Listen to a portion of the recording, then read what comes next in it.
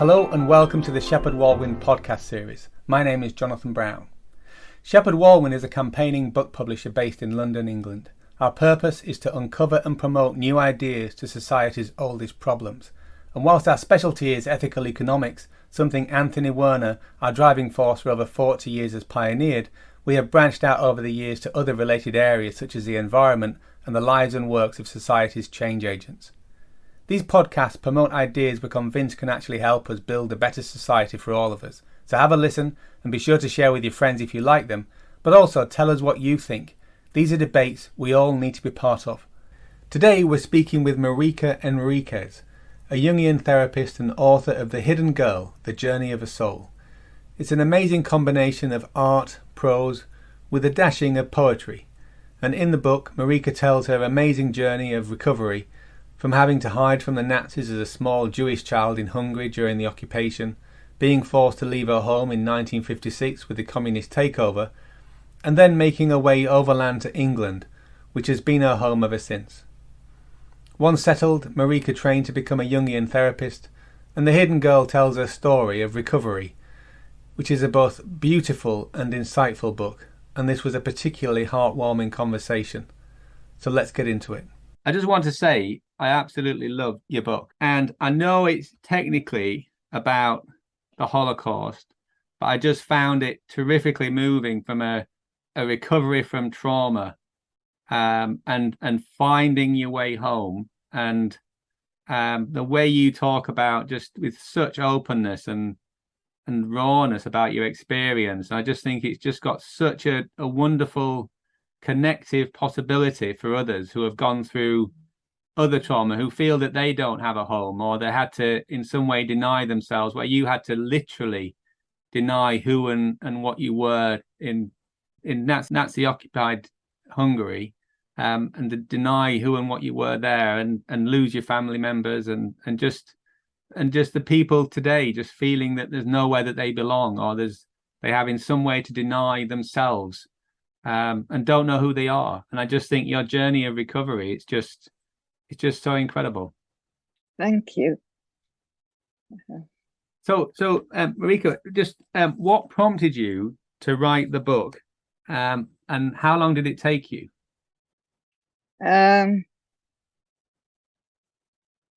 felt a kind of obligation, responsibility to write something, because I was 9 years old when I went into hiding.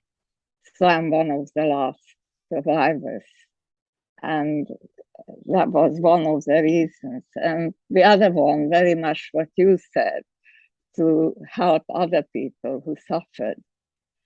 But I also have to say that it was a process. So it started, the whole inner journey started with an operation. And after the operation, I started to draw. They just poured out of me. And that took 3 years, the drawings. I've been drawing in the hospital. I was drawing when I was at home. Nothing could stop me. I'd rather not eat. I just draw. So after that was finished, I actually wrote a book and wanted to publish it. But thankfully, I realized it was very raw, very emotional. It was almost like a long scream. So it was good that I could do it, and I feel happy that I've done it. But it wasn't right for others to read it. So after that, the drawings became tapestries. And I will tell you later how that happened. And they took 3 years as well. So we are up to 6 years, 9 years really, drawing 3 years, book 3 years, tapestries 3 years. And then there was a hiatus of about perhaps 10 years. And only then could I write the narrative. So altogether, it was a process. of about 20 years. Mm. So it's difficult to say, but how long it took. But that's how it was. And how long it took again, I could say maybe 1 year, but I could also say a lifetime, because I think I tried to do it 4 times. And the first time was actually when we were liberated, and I was 9 years old. And I remember getting a letter from somewhere, and I written but one sentence, and it read, the Germans marched into Budapest on the 19th of March, 1944. And that was it. So I can't remember. I don't know why the child in me abandoned writing, whether she didn't remember or she remembered too much. So I don't know. So that was one attempt. And as I told you, there was this second attempt after the drawings, and that didn't work out. And then I will tell you later, one of I returned to my tradition, my Jewish faith. And then I thought, now is the time to write it. And then again, I abandoned it because I thought I ought to live a bit of a Jewish life before I attempt to do it. So it was the 4th time. And I was in my 80s. So I think it might give hope to old people that things can happen in old age. So a year and a lifetime. Yeah, I do know, and it's that story speaks so clearly through the book, really. Of and coming back, and I'm not sure about I appreciate the use of the word abandoned, but I just wonder if it was really what you just described about returning home to your faith, of giving that time as well, and returning, and then integrating, and then being ready. And I just think it just speaks of the integrity that you had to, of returning to wholeness, and not just integrity in an honesty sense, but just in a stitching yourself back together, which I know you used as a metaphor. And there was a wonderful quote from about how the women sew, and they use it to weave together, not to cause injury. And they use a needle. Yes. Not to harm, but to heal. Yes, it's never aggressive. It's not a pin. The needle is used to repair damage. Yes.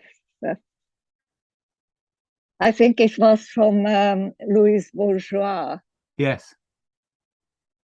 I remember going to the exhibition, and I was so taken by this sentence that I actually wrote it down. Oh, lovely. And then I used it in the book. You've lived an extraordinary life, Marika. Would you be willing just to tell us a few things about your, obviously, I mean, when you came to you came to Britain finally after the Hungarian uprising, but you became a therapist, and you became a healer yourself. And would you share us with some of your story there?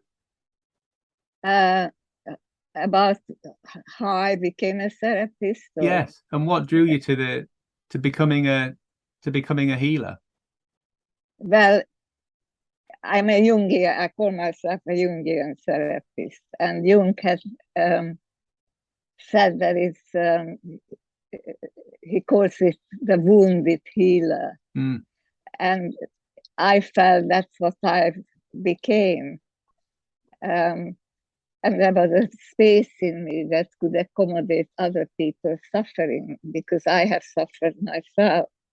And Jungian very much so, because I think I had young ideas already within me before I read him, because I was brought up in a totalitarian, well, two of them, totalitarian country, and in the Stalinist era. There was, you couldn't be an individual, everything was for the community and the state.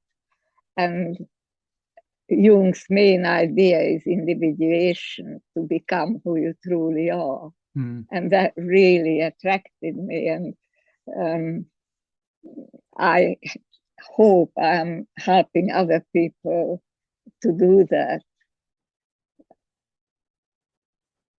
So that's, and also to give them voice, because I didn't have a voice. And so I work quite long term. Don't ask me how long term. And to allow people who had trauma and suffering and weren't allowed or weren't able to speak, to, you know, I have a drawing which is called the mute one. And some of my patients are sort of in brackets mute, to give them voice, to allow them to speak. So that's why I feel I'm a wounded healer. Yeah, amazing. I know there's a massive theme around the Holocaust, obviously, in the book. Just wonder what would be your sense of how is it different from other books? I think basically it doesn't describe the monstrous outer events that Elie Wiesel and many others have heartrendingly wrote about. Although, you know, there was hunger and hiding and terror and abandonment, but I don't concentrate on that. I concentrate on healing, of the possibility that even from such a historical wounding, you can recover. And so that, I would say, is a difference from other Holocaust books. And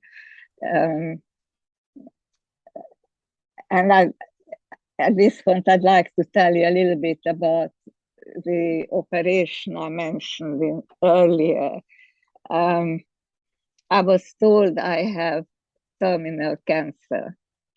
And I can't tell you why, but I'm a rather intuitive person. And I felt I would know I didn't have cancer. And it was a very difficult few months trying to to tell the medical profession that I don't want the operation. But in the end, I did have it. And as it turned out, I didn't have cancer. And in some ways, I don't know whether I can express this well, but Holocaust and hiding had something in common.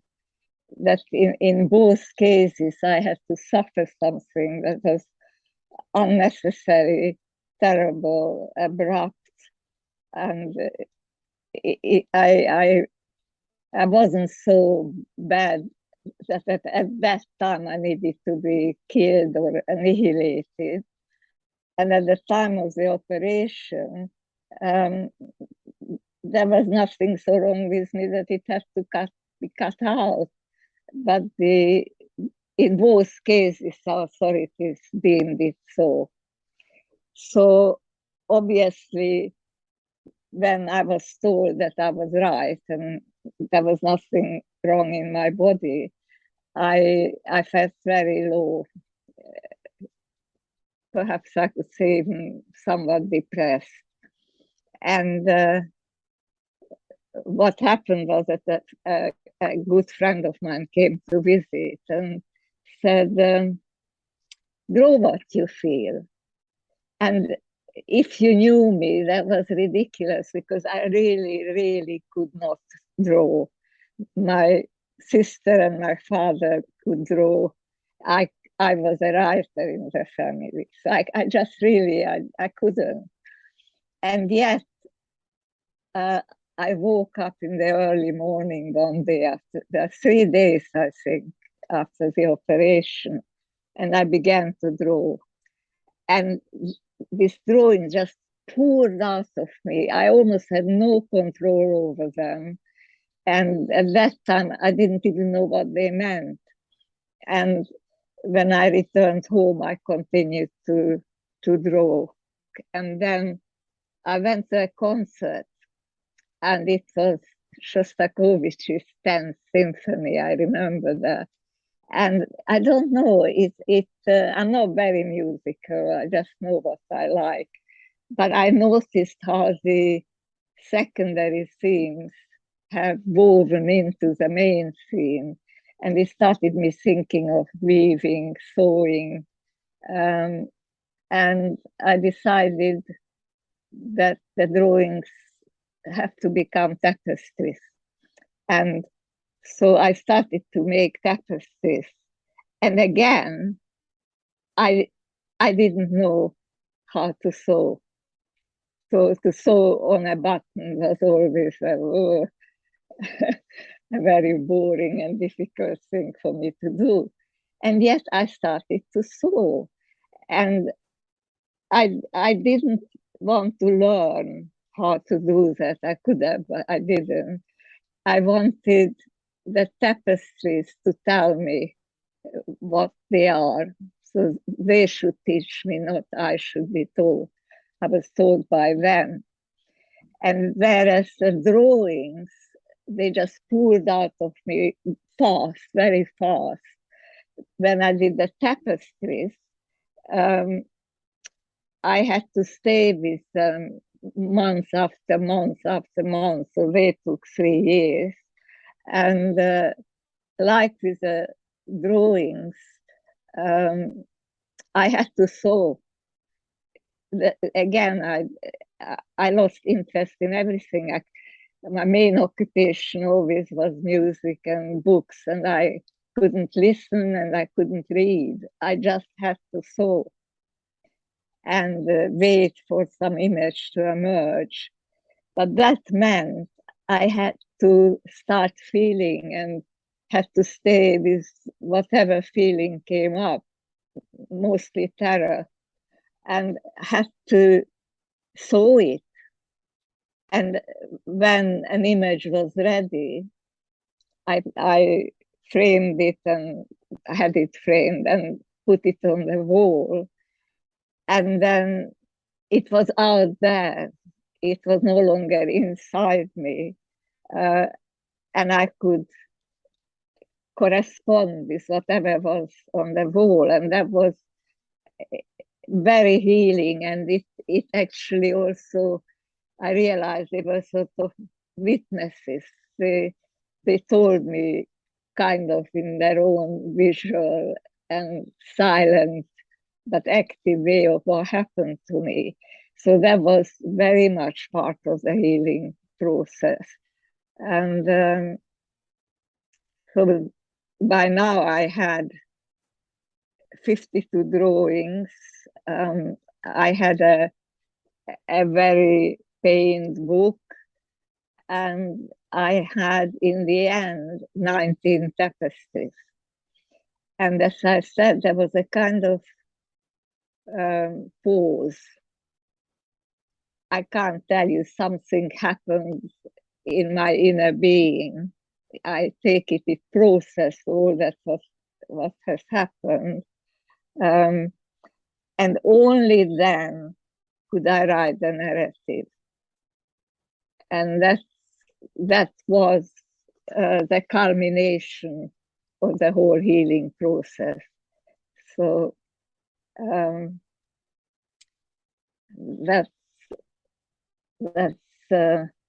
was quite a huge process, as you can imagine. And as a therapist then, Marika, just on that extraordinary experience that you had of the the drawings or the images just having to come out of you. And what's as a therapist, what's your assessment or interpretation of what happened to you? I never interpret. I don't even interpret dreams. With my patients. Yeah, I failed to tell you that I also recorded my dreams and wrote poetry. So that's in the book as well. In just one big sentence, I could say that healing happens through creativity, and that whatever form that takes. I don't know whether that answers your question or not. It did. The description of it. The only time I've had something similar is when I was writing a book, and I couldn't. The book insisted on being written, and it wouldn't allow me to do anything else. And it was as if there was something in my head that insisted, or what something coming through me. It's like, right, we're doing this. You're doing this, so get on it. And every time I tried to move away, it pulled me back and harassed me until I sat down and wrote it out. And it was only then that it quietened, and it was that I was free of this thing that insisted on coming out. I completely understand that, completely. In fact, I don't know what you think of it, but I'm saying it. I sometimes say I haven't written the book. The book has written itself, and I can't count, so you can add up. It wanted to be written since I was 9 years old. Yeah. So, and really, when I read the book, and I read it a few times, I said, who wrote this? And it's the same thing with the drawings. I can't draw. Now you could ask me to draw a child. I couldn't do it. So again, something very deep from within me did all this, which is why when I became a therapist, it wasn't difficult for me to take on board and understand that there is something that we in the trades call the unconscious. And I also call it your bigger self. And it's this bigger spiritual self that somehow decided that this book has to be written. Well, and created, right? If you look at, I mean, because it isn't a book in itself, right? Because you could even say it's a an art. It's like an experience going to an art gallery and looking at drawings, and then there's poetry in there as well. And it's one of the things that I found so resonant was when you hear like a story of the suffering, the trauma, the recovery, is that there isn't the space for your own as the reader. You don't have that space. Whereas when I was reading your work, I could feel my much lesser than obviously the stuff you went through, but my trauma coming through, or like you say, the picture of the mute self, and the times when you haven't been listened to, and that was in a therapeutic sense, from what you said about having space to accommodate others' suffering. As a reader, it seems that that's what you've created. That's certainly what I experienced reading your book. And experiencing your book, or it's not even reading, is it? It's interacting with and thinking about and reading a bit, and then looking at the images and coming back to them, having in a much shorter time frame. It didn't take me about 20 years to read it. But just interacting with and helping someone, and everybody's journey home is symbolic of your journey, I think, really. And I think you've given people space to engage with a lightness of touch that is often absent from some stories of trauma and recovery, because it can be so overwhelming. And yet it's like, you know what, and your focus has been on healing and on this expression of the pain, and also expression of the healing of the return to yourself and return to your being. And it's just such a wonderfully beautiful book. Thank you. It's it seems that what my book wanted to say, that healing is possible, difficult but possible, and it's all creativity, and that creativity is also the answer to what I call the dark forces. It's a kind of sort of triumph. I lived a full life despite of what happened to me. Culmination of Yes. my healing was returning to my tradition. And I didn't lead a Jewish life. In the Stalinist area, religion wasn't allowed, and my father was a humanist. My mother lit 2 candles on Friday nights, but never told me what they were for. And I just thought it was a private ritual. And I was 71 years old when I returned to my tradition, 71. And 3 years later, at 74, I don't know how much you know about Judaism, but I did my bat mitzvah.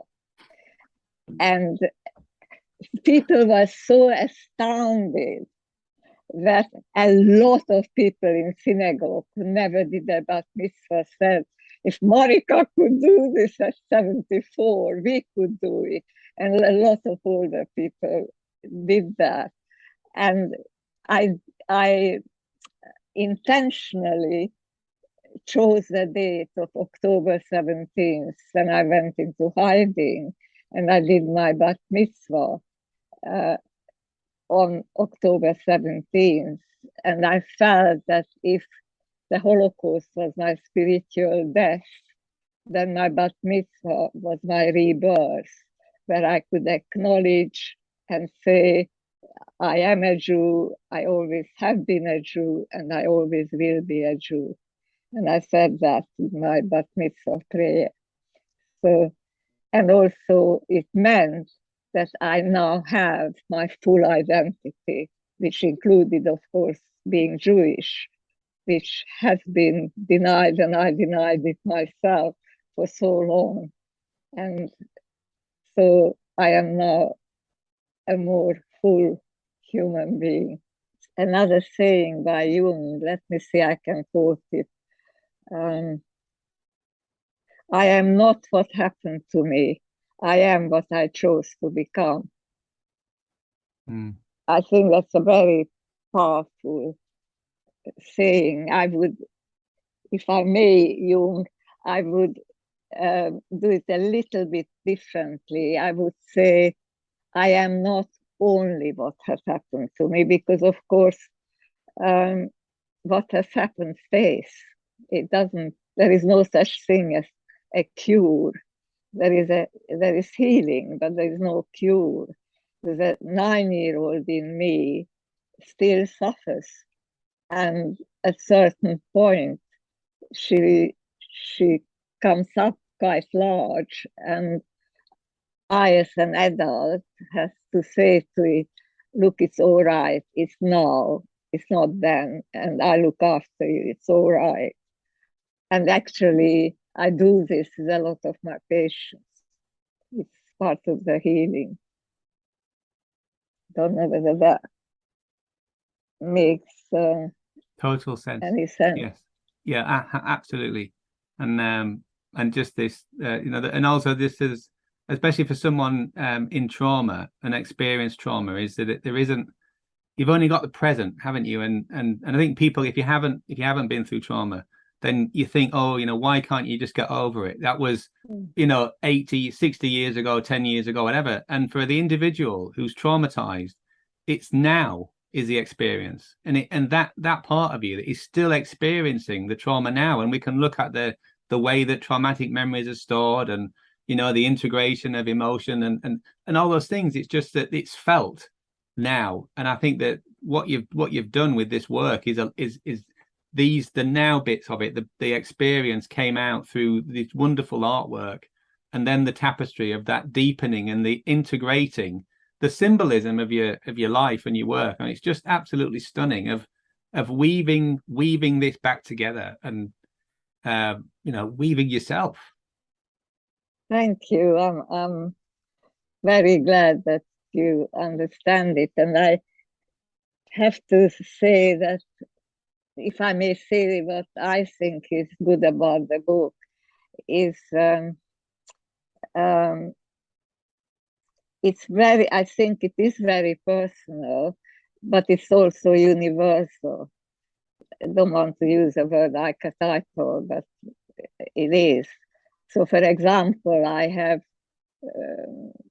drawn my tree of life, and people can respond to that because everybody has a tree of life. That happens to be mine, but yours might look different, but it's still a tree. And many of my drawings are like that. And I don't know whether I've written it in the book or not. I was a finalist at the People's Book Prize, and I got hundreds, literally hundreds of comments. And the ones that gladdened my heart were those who actually wrote to me that they were traumatized and they looked at their trauma from a different angle, and they started to somebody said I started to make clothes, and other people said different things, and that was my true reward, that I learned that I was helping people who suffered and had trauma.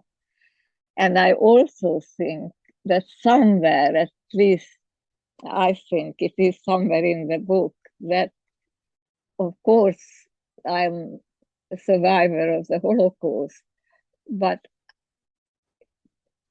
I wanted to help other people from other genocides. It's not just the Holocaust. So some people wrote to me about that. So very much what I said at the beginning, that I wanted to help people, and 20 years later I get this comment. So that was very satisfying. Yes. Well, it's a great work. I normally ask people who've written a book, I say, have you working on any more books? And I'm thinking would need to take you to about 115, I think, if you take another 20 years or 25 years to write it. No way. I am just so glad it's written itself. And I don't know whether Mirella told you or not, that some of my images are in a permanent exhibition in the Jung Museum in Switzerland near Zurich. Wow. And that was so interesting. Can I say something about that? Sure. Yeah. Well, anyway, I'm incredibly pleased that it's in a museum where, international people go to the Jung Museum there in Gothenburg, and that I could show the world the monstrous trauma the Holocaust has caused, but in such a way that they enjoy it. And that, I don't think, I hope it's not hubris. I don't know anyone who has done that. So I think that's the value of my book as well. Yes, I would agree. I think it's just the lightness of talking and working with such deep wounds. It's I've read quite a lot in the space, for my own stuff, and I've not come across a book like yours. So it's it's a very special work. So thank you very much. Thank you, and thank you very much for understanding it. I felt you really made it your own, and you understood my intentions and healing and everything. So thank you, Jonathan, very much. I really hope you enjoyed that conversation with Marika. It was an absolute pleasure speaking with her. It had taken a long time to set up because she had been ill for quite a while before that, and had a personal loss as well to deal with, and so it was maybe 18 months between the initial conversation and when we finally got to talk. When we were finishing up the recording, she asked me if I would summarise the conversation, and on the spot I said yes. And when I played it back, and I've listened to it a few times now, I wasn't sure. But to honour her wish, there were a couple of things I'd like to draw out of the book and of the conversation and her message, especially if you've experienced challenge and continue to experience challenge. So I think what I really hope you get from it, especially if you haven't gone through a particular trauma yourself, is the way in which the trauma stays with you. And Marika says that a cure for your trauma isn't possible, but healing is possible. And I think that is a profound distinction, and it's something that resonates as deep truth from my experience as I've come to terms with the challenges that I've faced as a result of earlier challenges, and realizing that healing is a wondrous thing, and healing will be enough, and living with the challenge that you've faced is okay. The other thing I want to honour and to draw out is that it's taken Marika a lifetime to recover and to heal. And as she said, I think towards the end of the conversation, it was only when she fully returned to her faith, to Judaism, and at an amazing age of 72, I think it was, she had a bar mitzvah, and in doing so inspired other people in the synagogue, which I thought was a truly wondrous thing. But it can take a lifetime to come home and to find our way back to where we were, or to find the path that we were on as children, and then for whatever reason we were knocked off it. But then if it does take a lifetime, well, to paraphrase Jung, if it takes a lifetime to enjoy the privilege of becoming who you truly are, then is that not a life well spent? I really got the impression, and I hope you did in the conversation, that Marika's feeling of her life, in spite of, or even because of the challenges she's faced, is that it was a life well spent, because she's fulfilled the ultimate aim, or the ultimate privilege, of becoming who she truly is. And I think that's something that with enough courage and support and opportunity, it's something that we can aim for in our lives. I really encourage you to buy the book. It's a wonderful thing, and you can read it in one sitting. I personally didn't, because it was so thought-provoking. I allowed myself to take in the images and to experience them, and to write about what came up for me as I read her work. And as I said at the beginning of the talk, she leaves space for your own stuff, which I think is a remarkable thing in works around recovery and healing. And on that note, I'll leave it there. So thank you very much for listening. Take a look at her book, and we'll see you next time.